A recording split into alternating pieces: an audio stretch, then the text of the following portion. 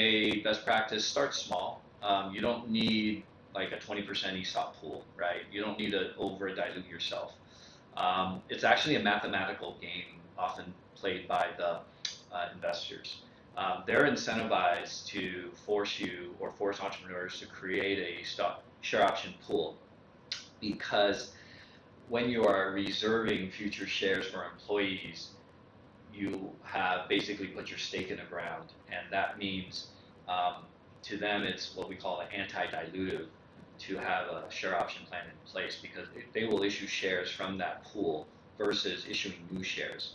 So if I bought 100 shares and I'm an investor and I bought 20 shares, those 10 shares would be given out to employees, so I still own that same percentage. But let's say all those shares were given out, and then the company will have to issue more shares and create another pool or extend the pool, then my ownership will drop, right? And that's and that makes things a little more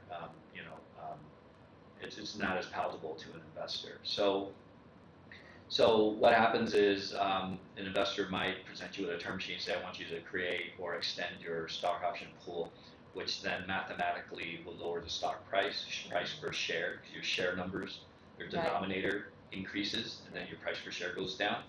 And then let's say someone tells you to do 20%, and you've only given out 15% of that 20%. Then you have the remaining 5%, and then at liquidation or an exit, those 5% that you haven't given out, they get canceled, right?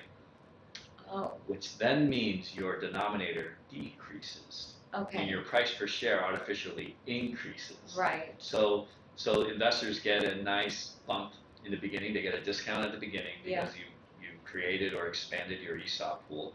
And at the end, they get an artificial bump at the end. It's math. So a lot of founders don't realize that this game is being played. Yeah. So I tell founders to be very deliberate, know how many shares you want to give to employees, including with your crystal ball future employees and how much they should get. And once you put that together, that should be sort of the ballpark for your pool versus throwing out a big number, right? Yeah. In tokens, you also need to think about the tokenomics, right? Especially if it's your own tokens. If you continue to issue tokens, you get sort of like this kind of Econ 101 concept of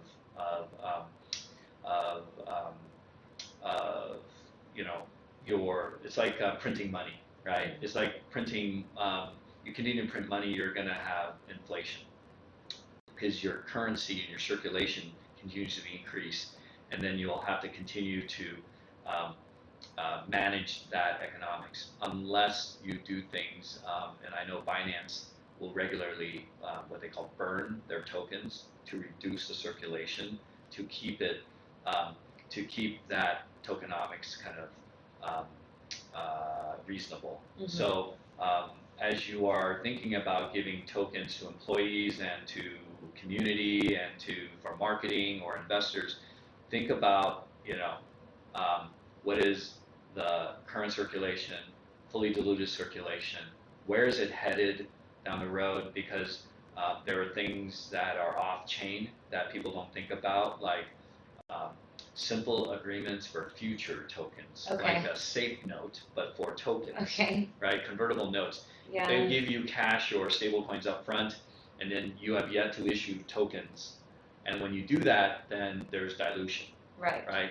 And so you need to think about, is this going to inflate circulation, and will I just have this runaway circulation pool? So there's a lot more kind of math there that probably won't have time to cover. Yeah. But that's a whole other topic on tokenomics.